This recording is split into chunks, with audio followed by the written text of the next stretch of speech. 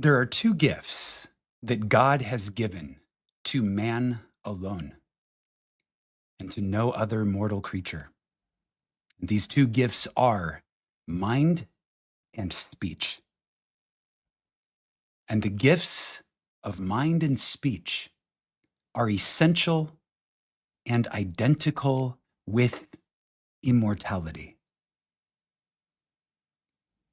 If they are used rightly, man will not differ in any respect from the immortals.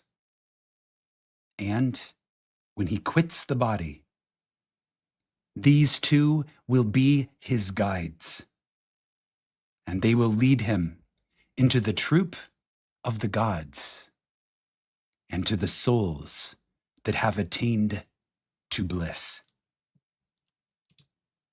This is a quote from the Hermetica, a translation by Walter Scott. And these two gifts, mind and speech, that are spoken of in this passage, the speech in particular, has very little to do with what we say on the outside, what we speak externally using our mouths, using our voice. That is not what is specifically being referred to as the gift that is essential and identical with immortality. Rather, in this context, mind and speech refers to our inner conversations. Our inner conversations. What are we saying to ourselves? How are we using our imaging power? The imaging power, which is our creative power. What are we doing with that imaging power? What are the conversations that we are carrying on with ourselves in the silence of our own being? That inner speech, Neville says, becomes frozen into the world round about us. It is the inner speech that takes place within our own spirit, within our own awareness, that reverberates and vibrates into the external world and becomes frozen, so that we may find evidence on the outside of the inner conversations that we are carrying on with ourselves on the inside. And we are told that when man orders his conversations aright, right, when our inner conversations are ordered with right consciousness, we are told that will show us the salvation of God. Welcome to Sunday Mystery School. Today we are talking about our birthright, the birthright of every human being born of woman, the birthright that came from the Creator within each of us. And that birthright starts as the faculties of mind and speech.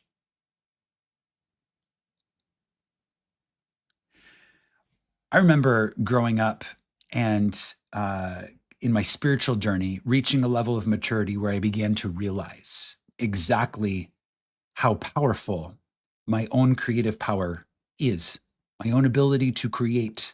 I started to begin to recognize my awareness of my own ability to create began to expand.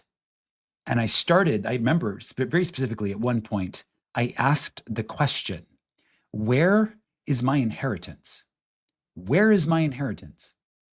Because I had woken up to a level of awareness where I realized that this incarnation is not the only incarnation that I have experienced here on earth. I began to realize that the awareness that inhabits my physical, local human body is immortal, and that my physical, local human body is just one iteration of that awareness. It's just one incarnation of just one timeline. It's just one aspect of the awareness that I am. And so having woken up to this level of awareness and realization, I began to recognize that this incarnation is just one in a chain of incarnations. And so I had the thought, I said to myself, well, if I know this now, if I'm aware of this now, because I've woken up enough to a level of lucidity in the dream to where I am aware of these truths, then where is my inheritance? Where is my inheritance? Now, that question, it's an interesting question to ask. Where is my inheritance? Because a lot of times when we think about birthright or when we think about inheritance, we're talking about things that are passed down between men, right? It's like, your parents or your grandparents pass away and then you get an inheritance from them, okay? But I'm not talking about an earthly inheritance in that way. I'm talking about an inheritance that occurs on a different level of awareness, a different dimension of our being. I'm talking about the inheritance of our creative power. And so when I asked this question, where is my inheritance? Really, it was, show me my inheritance. Show me what I have inherited for this incarnation. What is my birthright? What have I been given as a child of God? And through the process of asking this question, I became aware that my inheritance is my mind and my speech. It's my mind and my speech. And obviously, I'm not the first person to come to this awareness. This has been written down by mystics throughout all of history. The Hermetica dates back to the 1st century. It's an ancient mystic text. And even back in the early days of exploring human existence here on planet Earth, we were aware as a human race, there were many of us that were aware that mind and speech are our inheritance. So if it's our inheritance, then it behooves us to go ahead and claim that inheritance, right? So how do I claim my inheritance? I'm told that it's mind and speech, but how do I lay claim to that inheritance? Okay, so it starts with a recognition that it is our birthright. Our birthright. It is not something that is earned. It is not something that is given to us by association with anything on the outside. Okay, so some of us are born into a specific family, and because of that association with that family, we have access to an inheritance from that family.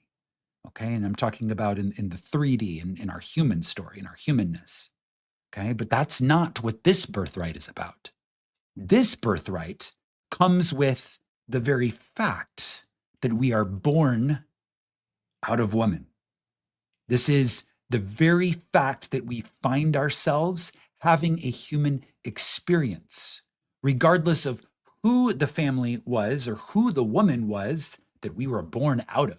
Okay, it has nothing to do with earthly identity in that way. This is a birthright that comes from a layer above, a layer beyond our human story. This is a birthright that each of us receive the moment that we come out of a woman in human form. Okay, so it is a literally born on earth birthright. Okay? So it is not something to be earned. Rather, it is something to be received. Okay? It is by our right of birth that we have access to it.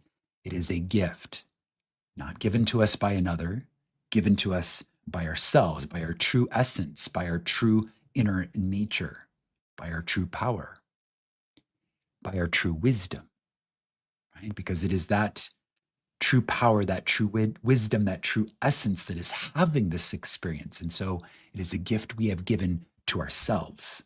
And it is this gift of mind and speech.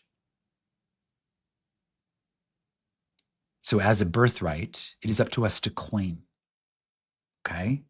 So how do we claim this gift, this birthright, this inheritance of mind and speech? How do we claim it? Well, it starts with a recognition of the power that is our mind and speech. Recognition starts with awareness. So really, this process of claiming and fully receiving the gift of our birthright, which is our creative power, which is also the aspect of us that is immortal, our mind and speech. It's the immortal aspect of each one of us. To begin to claim that birthright, we have to begin to become aware of the power of our mind and speech. The power. And the first step to becoming aware of the power is to become aware of how we are already using the power. How are we already using this power? Because each one of us, if you're a human being in this moment, you are using immortal power. You are using the power of inner conversations. You are carrying on some sort of conversation with yourself. And that is your creative power, and it is being used right now. And you have created a universe for yourself to experience with all the trimmings, all of the stories, all of the aspects and angles and nuance and details, all of the scripts, all of the characters, all of the themes, all of the archetypes, all of the character arcs. Everything about your life is being created by your internal creative power. And we are told that that internal creative power is your mind and your speech, and that your inner conversations become frozen into the world round about us. What I say in my mind, particularly what I say over and over to myself in my mind, becomes crystallized in my world, so that I may walk through on the outside a building that has been built for myself to live in on the inside. Okay, and that is created through my inner conversation. So this begins with an awareness. What sort of conversation am I carrying on with myself? And this is an interesting question to ask, because many of us are aware of what we say to another.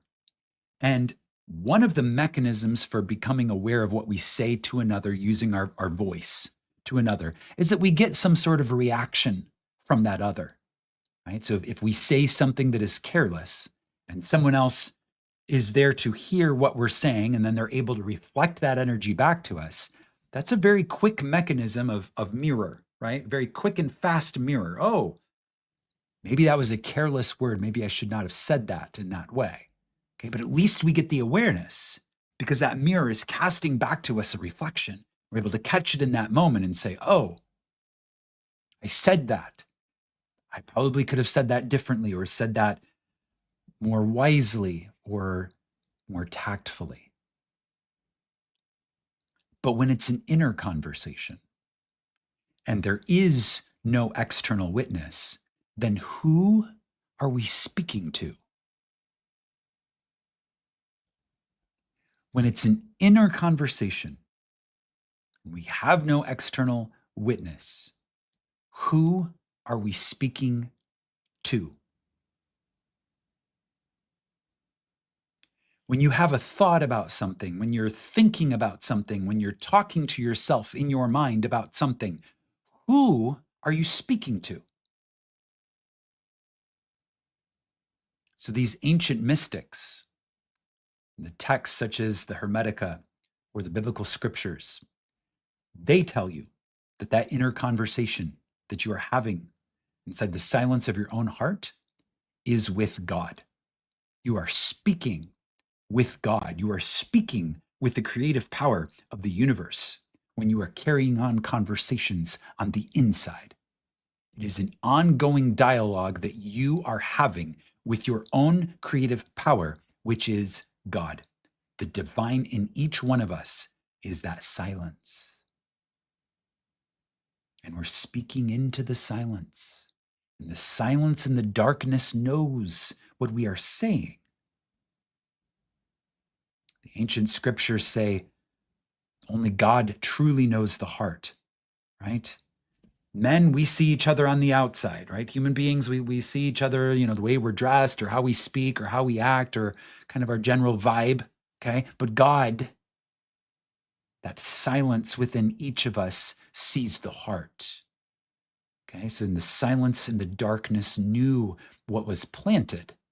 Okay, and those plantings are occurring through the conversations that we're having with ourselves. So claiming the birthright starts with an awareness of the power of our inner speech, and then an awareness of what are we saying to ourselves right now. Now, this is a practice. It is a practice because we have to learn to catch the reflections of ourselves by ourselves. Okay. Whereas when we're talking to someone on the outside, we get a reflection. They are the embodiment of our mirror. When we're speaking to ourselves on the inside, our world will become the mirror. Okay. But because of the complexity of the reflection, we can fall asleep in the dream and not necessarily link the causation of inner conversation and external circumstances. Okay, particularly when we are, dozing in our awareness, and we fall asleep to the seeming reality of the dream of life. We may fall asleep or doze off to the link between the inner conversation and the external world, which is mirroring back in a more complex way our inner speech. So that's where it begins.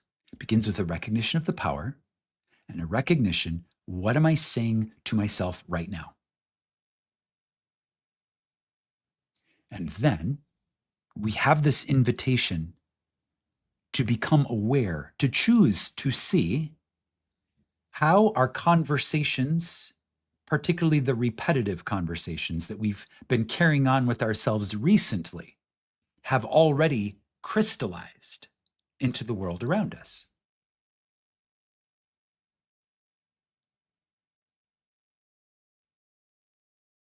Some of us may find this to not be a very pleasurable exercise, okay? Because some of us may become aware that we have been speaking to God in the silence of our own hearts in a way that lacks wisdom, perhaps in a way that lacks respect for the creative power. Because really, if we knew who it was to whom we speak, we would measure those words very carefully and with wisdom. So when we begin to take an account for what we are saying in the silence of our own being, initially, this can not be very fun because we can become aware that we have been speaking to our creative power in our inner conversations using this gift, this birthright, this inheritance that is our divinity on the inside, using that creative power to have conversations about what we don't want. It's a very human thing to do. It's a very human thing to do. So the key, as we become aware of what we've been saying to our creative power recently and becoming aware of how it's crystallized into fact and form around us, the key is to be graceful with ourselves, to be merciful with ourselves, to not harshly judge ourselves in our humanness, but rather to see the whole process as a gift. The whole process of becoming aware of what I've said in the silence of my own being, whether it's what I want or what I don't want, that whole process of becoming aware of what it is that I've said and then seeing it crystallized in the world round about me, okay? Whether for good or for ill or neutral, doesn't matter. Let's not judge it. Let's just see it, okay? And in the seeing is freedom. In the seeing is freedom, because awareness is the beginning of freedom, right? You cannot set yourself free from something that is not serving you until you become aware that it is no longer serving you. Okay? Awareness creates freedom. Okay? So the first step to claiming our birthright of mind and speech, and beginning to use it with wisdom in a godly way, is to become aware. That's the beginning of freedom, to become aware. So we see both in the positive ways and the negative ways and the somewhere, in between gray areas, right? The goal is to see, what have I been saying to myself in the silence of my own being? How have I been using this creative power already? And then how has it crystallized itself into the world round about me?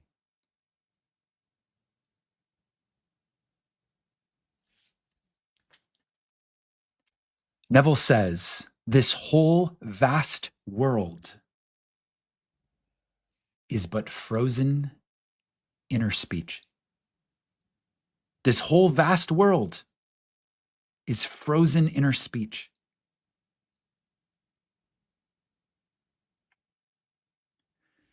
Which implies that to change our inner speech is to change the world.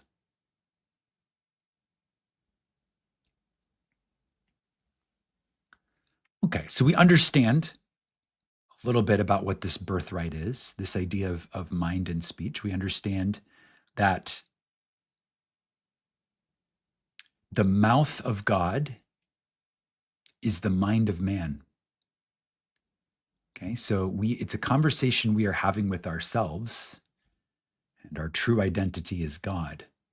So this is a conversation that God is having with itself, and that conversation is not confined to the silence of our own being, but rather that silence and darkness of our own inner world is soil, very fertile soil. And what we are saying, our mind and our speech, what we are imaging, what we are saying, the conversations that we're having with ourselves become the seeds that are planted in that fertile soil of our imagination. And when they grow, when those seeds grow and they come up out of the soil and they become visible not just on the inside, but really in the world round about us. Okay, so the characters, the themes, the circumstances, the situations, the events of my world can be directly linked to plants that are growing in the garden of my mind, which is the garden of God. And the plantings are my inner conversations, what I'm saying to myself, particularly the things that I repeat. Okay, so if I am, to choose a more negative example, if I am constantly reaffirming to myself in my inner power that I do not believe in myself, right? I'm constantly questioning or doubting my value and my ability. Okay, those seeds are getting planted in the fertile soil of my being, of my creative power, and then will manifest as external circumstances that simply reflect back to me my lack of belief in myself, my worth, my ability to create. Okay? Using a more positive example, if I am in the silence and the darkness of my own inner conversations, if I am constantly reaffirming to myself the good, that which is lovely, right? Believing in myself, affirmations of my value, affirmations of my worth, reminding myself of my true character traits, my values, okay? All these aspects and characteristics of the divine that I can choose to give expression to. When those are the seeds that are being planted in the fertile soil of my own inner creative power, which is the divine in me, which is my birthright, then I begin to inherit the fruits of those conversations, because those plants will grow in the world round about me, and then they will bear fruit. Okay, and then I will feed upon that fruit on the outside with full recognition that those seeds were planted in the silence and the darkness of my own inner being, that fertile soil of my inner conversations.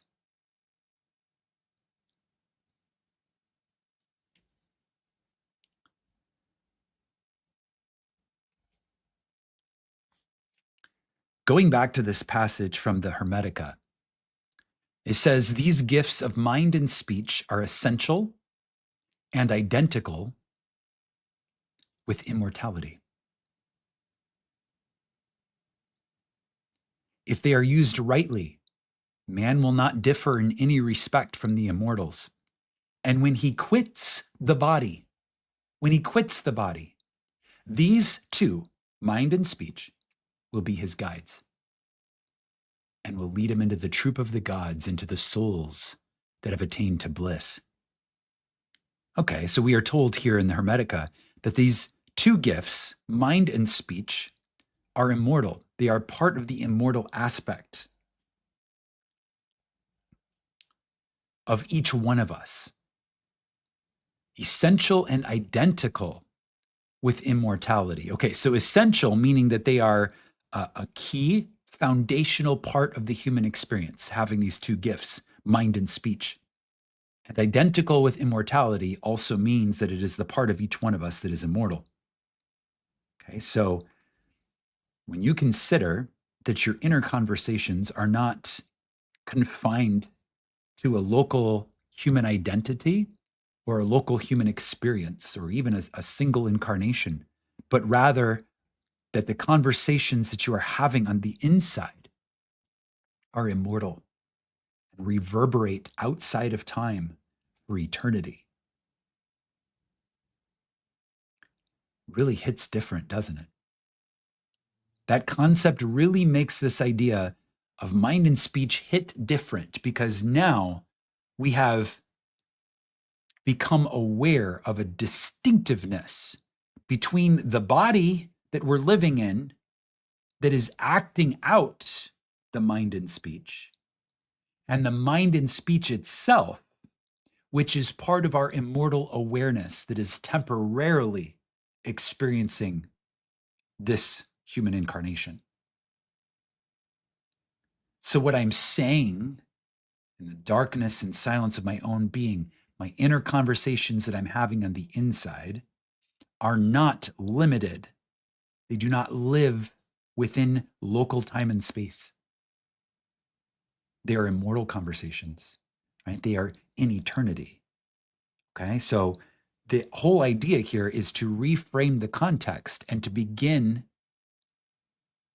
to view this birthright, which is our divine essence, which is our creative power, with profound respect and awe. There's a sense of awe when I become aware that my inner conversations, my ability to speak, which is my inheritance, my birthright as a human being, that is my eternal power. What I say, what I use that power for, what I say in my mind reverberates through eternity. That really changes the whole context. And we begin to consider, wait a second, let me be very, very, very intentional about what I say to myself in the silence of my own being. Let me listen carefully to what I am saying, and then let me reorder those conversations. Let me change the tone of those conversations, right?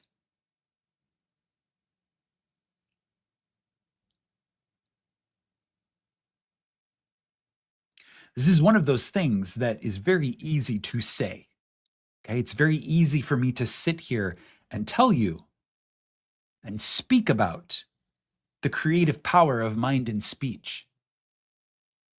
But to do it, to actively do it, to be lucid enough in the dream to catch all of those little speech vibrations that are occurring on the inside, to be aware of them and to catch them and to see them, right? To shine the spotlight of awareness upon them and be like, wait a second, what am I seeing? What am I saying?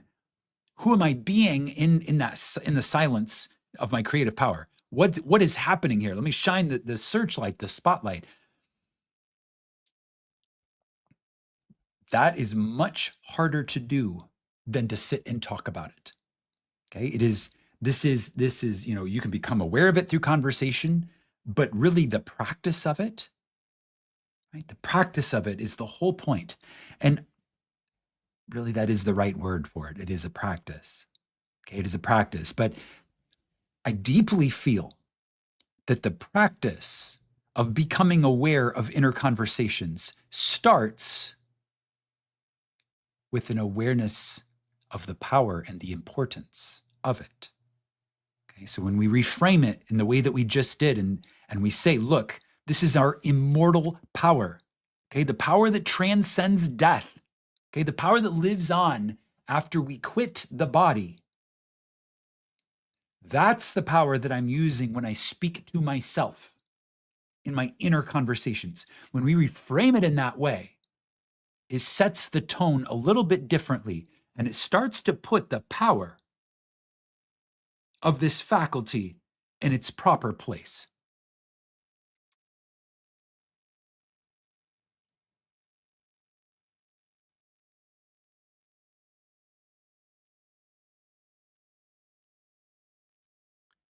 A key part of this passage from the Hermetica says, if they are used rightly,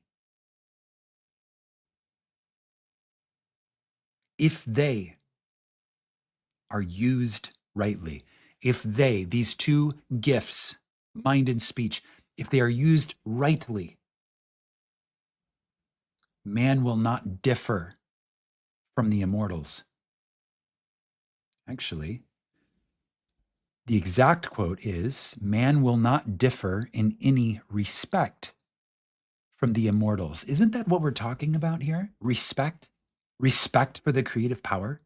Respect for the power of our inner conversation, something that can be treated so trifling when we are not aware. When we are deep in the dream and we think that the emanations of our inner speech are meaningless and cost us nothing, then we are not respecting the power. But the moment that we become aware of the power, we become aware and we begin to respect the power, and we begin to use these gifts rightly with the same respect that the immortals use the gifts. Right? Because the idea is that the immortals are outside of time, right? The part of us that is immortal is outside of time. We're just living a temporal experience in a human body, really to learn about this. It's really what being a human is all about, is to learn these gifts. When we begin to respect them, respect these gifts, and then we quit the body, these gifts stay with us. Okay, so death is a door. The body does not pass through that door, but our mind and speech very much so passes through that door. And this is why Neville and so many ancient mystics have told us that our mind and speech pass through the door and they continue the conversation. That Neville's famous quote is, he says, there is no transformation in death, okay? In death itself, there is no transforming power, okay? So death is simply a quitting of the body, but the conversations, whatever the mind and speech are saying, okay, that conversation continues, okay? So depending on what you're using that creative power for, you as an individual aspect, point of awareness, okay, with your own agency of source, right? You have agency of divine power. You have the ability to create. You are in no respect any different from the immortals. So whatever your consciousness is focused on in mind and speech will pass through that door of death. The body will stay behind, The mind and speech will continue. And whatever that conversation is, you will continue to create in the world around you. This is, I was listening to Neville speak about death earlier, and he was talking about these people that quit the body and don't even realize it. Right? They just pick up right where they left off because their awareness just simply has not become aware to the level where they understand the creative power of their conversations. Not yet. It's all part of the journey. All of us are on a path. All of us become aware at exactly the right time for our individual journeys. Okay, but you and I are having this conversation now, which means that we are ready to learn about our immortal power. We are ready to begin to set our conversations aright, meaning in alignment with the correct consciousness, meaning to place our creative power in the position of respect, to respect our creative power. How do we respect our creative power? We are very wise about what we say. Okay? I received a blessing once from a mystic teacher, and he was in essence speaking over me. And one of the things that he did is he looked me directly in the eye, and this was the blessing that he said. He said, "You shall have what you say. You shall have what you say." We shall have what we say, not just on the outside, but what we say on the inside. Okay? In our own mind and speech, that is our creative power, and we shall have what we say. So when we realize that we are speaking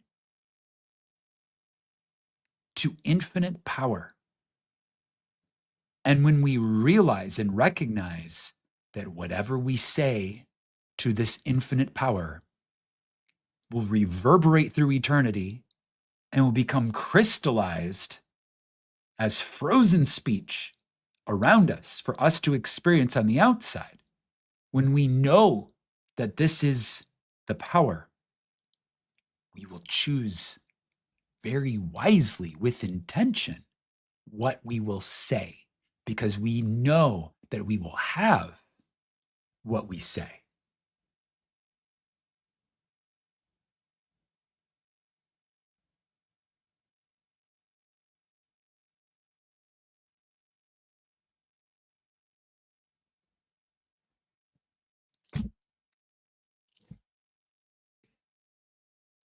So this is where it begins, this idea of claiming our birthright. An awareness of the power, which includes an awareness of what we've been saying so far and how it is crystallized into our experience. Speaking very practically, it really helps to write it down. It really helps to write it down. It helps to write down our inner conversations. Today, I'm thinking about this, this, and this. And I'm concerned or worried about this, this, and this. Just a place of honesty, right? Place of honesty, just to help bring awareness to it. Okay. Awareness is the first step. You have to become aware before you can make any change. So the first step is writing it down. What am I thinking about? What's on my heart? What's in my mind? What am I saying to myself right now? Write it down. And then probably come back to it, right? Because in the moment, you're just getting it out. Probably come back to it, maybe the next day, maybe a few hours later. You come back to it and you reread it. And then, after having had a little bit of space, right? A little bit of space from what you wrote, having had a chance to kind of reset and recenter, you come back with fresh eyes and you reread it. And then you have the opportunity to see what's actually being written there, what is actually going on in those conversations. And then, if you are attuned and you are aware, and you are in a place where your heart is open and you're not going to judge yourself, but rather you're going to love yourself no matter what you see on that paper, you are able to really link the dominating conversations of your internal world with the circumstances of your external world. And when you can see how one mirrors the other, then you are empowered to change the inner conversation. You can begin to talk about what you do want. Okay? Personally, very practically speaking, I have found that my inner conversations are sometimes affected by my mental diets. Okay, so for instance, when I start my day by sitting down to a Neville book and reading one of his lectures or reading a chapter from his book, okay, as the first thing that I ingest into my awareness at the beginning of the day, sometimes I find that when I do that, immediately the tone of my conversations, the tone of my inner conversations is brighter. It's more respectful of my power because I've got Neville reminding me. Okay. As one example, mental diets. What am I ingesting? When I'm ingesting things that remind me of my internal creative power, very naturally that floating point of my awareness begins to rise. And I begin to inhabit a brighter realm of my inner world. And that can begin to shift the tone of my inner conversations.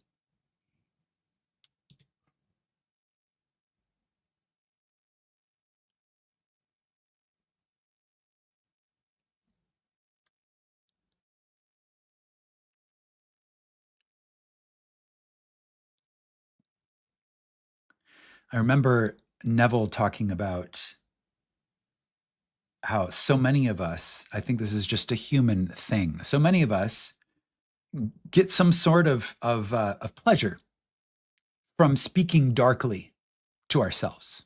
I think this is a human thing, and I think that we have the opportunity to grow out of it. But I know I've been there. I've been in a place where I receive some sort of strange pleasure from speaking darkly to myself on the inside.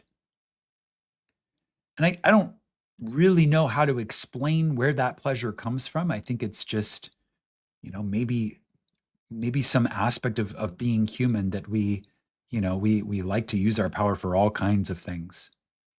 But I will say that when we grow up and mature to the point where we see the harm that comes from those darker conversations, even though there may be some sort of twisted pleasure that comes from them, when we see the harm, when we see that they are not harmless, but rather that they are crystallizing into the world round about us for us to experience in another way, in a 3D, real type of way.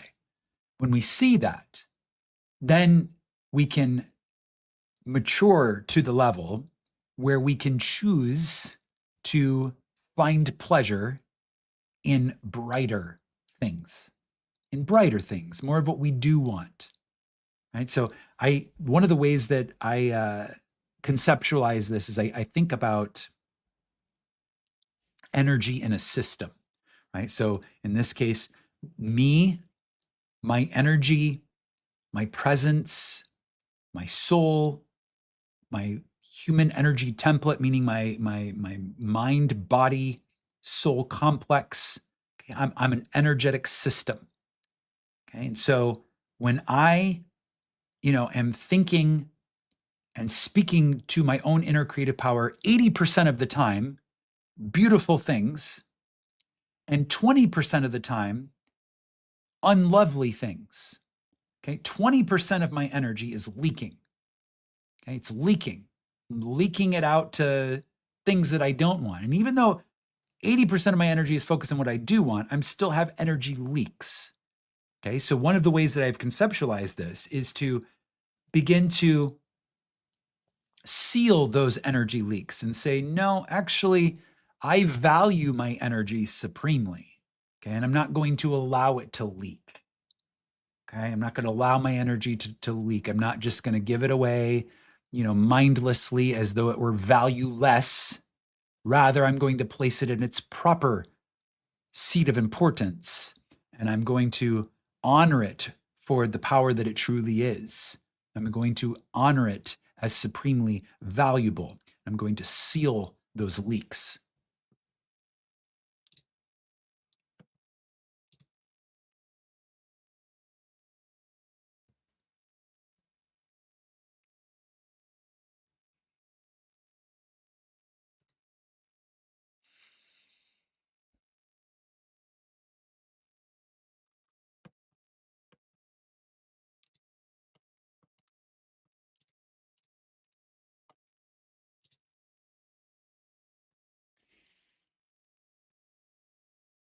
Okay, one more thought here.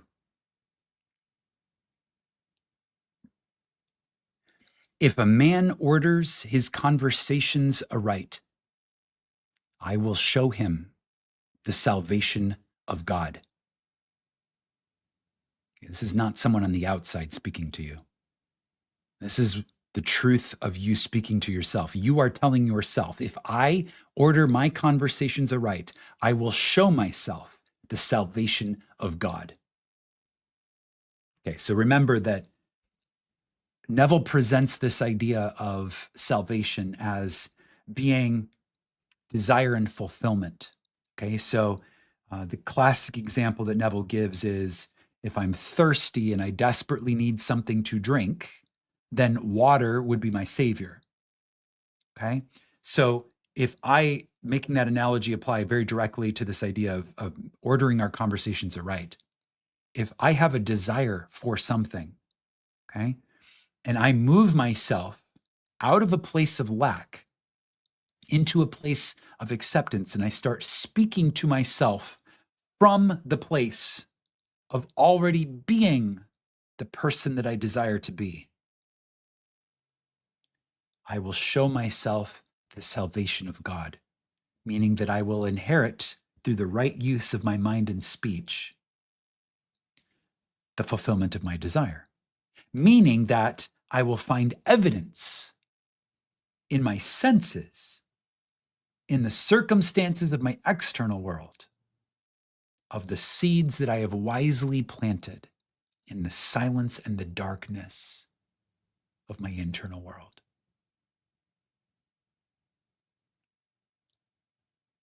And this, my friends, is our birthright. It is not something that is earned, it is something that is claimed.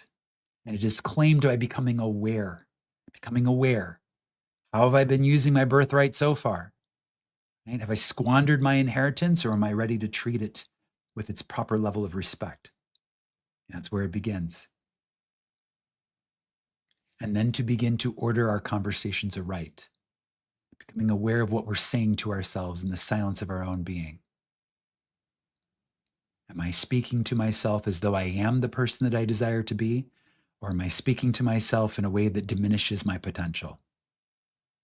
We must become aware and then choose what we are planting in that immortal power that each one of us are, which is the silence of our own internal being. Whatever we're speaking to ourselves, we're speaking to God. And recognizing that is a huge leap of awareness, of consciousness itself. Recognizing that what we say to ourselves on the inside is what we are saying to God. Okay, that's a huge leap in awareness.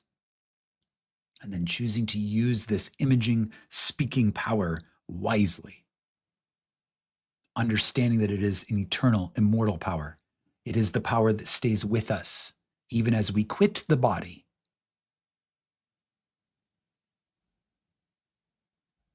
These two will be our guides and will lead us into the troop of the gods, into the souls that have attained to bliss.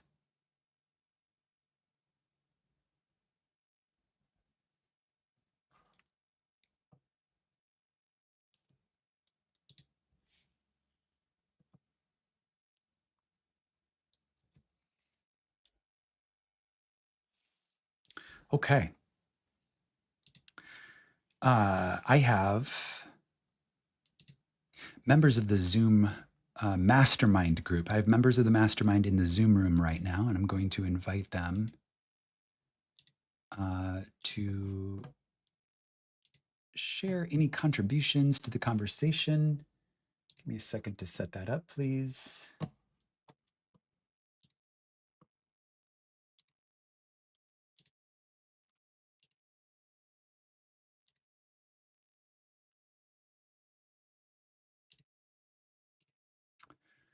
Okay.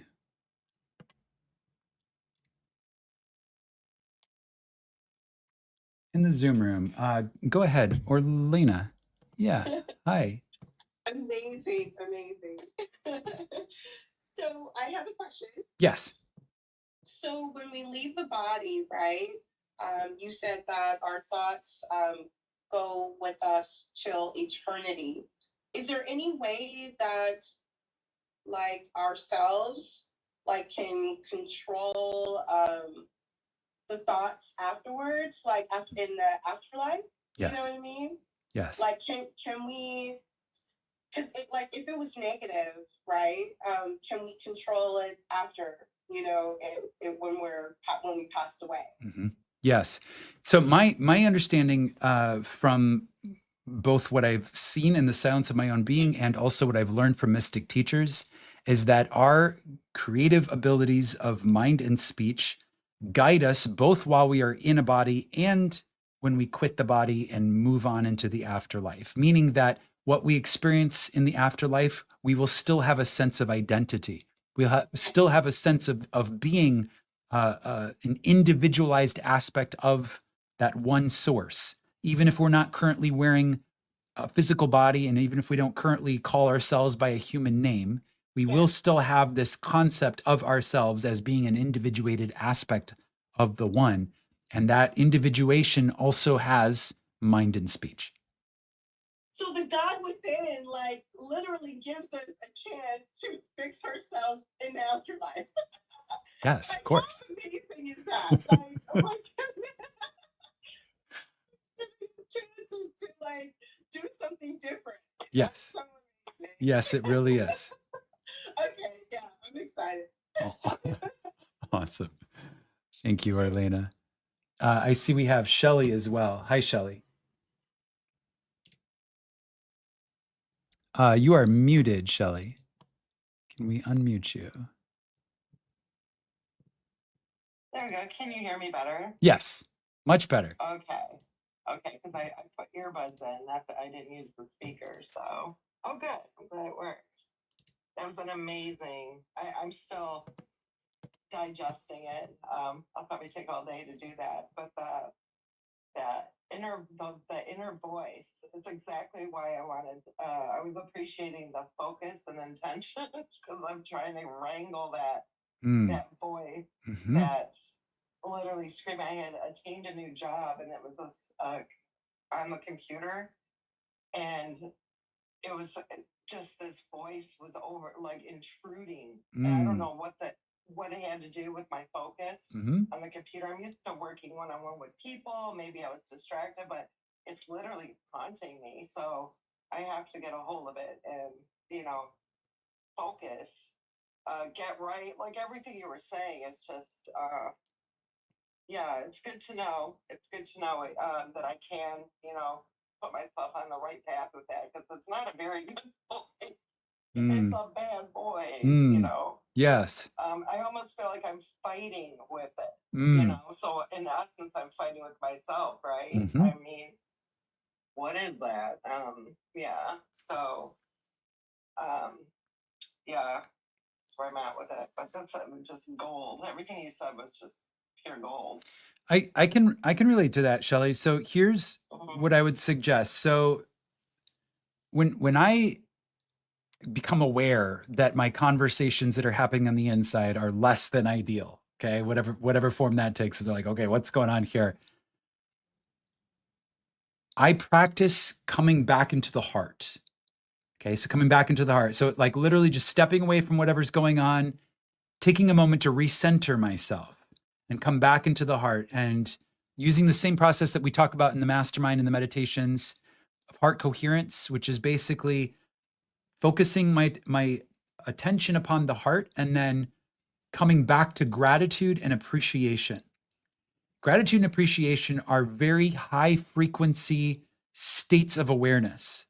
So by coming back into gratitude and appreciation and kind of recentering in that high frequency state of awareness, you will notice that your thoughts, like the thoughts that you have, are kind of like like a radio broadcast, and your frequency, your thoughts tend to match your frequency. So when I'm not in gratitude and appreciation, my thoughts tend to be darker.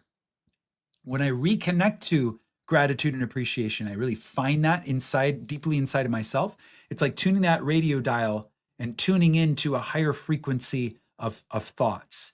And so sometimes those negative voices will subside because those negative voices cannot coexist with that high frequency of gratitude and appreciation. Because when I'm truly grateful, if I'm truly in appreciation, then I can't be talking, negatively about myself or about others. Not if I'm truly grateful, right? So gratitude really are the eyes that we can use to really see a much brighter world, both through our inner speech and in our external experience. So is this voice just a wounded part of myself? Because it feels like there's literally another thing in the room, where I'm duking out. Like, is that I've heard inner critic before. I've heard, the wounded child, things like that. It's obviously there. So by elevating the frequency, it almost seems to get mad, even more mad. There's this paying attention to it. There's this Neville lecture that I read this week called Dweller on the Threshold. And in Dweller of the Threshold, he speaks about seeing the most beautiful being imaginable and also the ugliest being imaginable at the same time. And he talks about how the ugliest being imaginable, he starts to pummel it, right? Because he's like, you don't deserve to exist. You're so ugly. How could you possibly be here? He starts to literally attack it. This is a vision that he's having, right? And as he pummels it, that's the word he used, pummel, it grows. It loves the violence. It loves the anger. It loves all the energy that he's feeding into it. And so what he comes to realize is that ugly thing is the embodiment of all of his misspent creative energy. All of his misdirected, all of his inordered conversations, or all of his unwise inner conversations, all of his misuse of his creative power, which created ugliness, right? So it's misspent creative power. So instead of attacking it, he committed to it. I will redeem you. I will redeem you with love. Even if it takes me to the end of eternity, I will redeem you with love. Okay, so he makes a commitment to reincorporate it, right? To like bring that back, to redeem it, to make it beautiful again. And when he does that in this vision, that's when it dissipates and all of that energy returns back to him, meaning it was misspent. Now he gets that energy back. So now he can use it to create beautiful things. I know that's maybe a little abstract for this space, but here's the key idea. Yep, that's the key idea.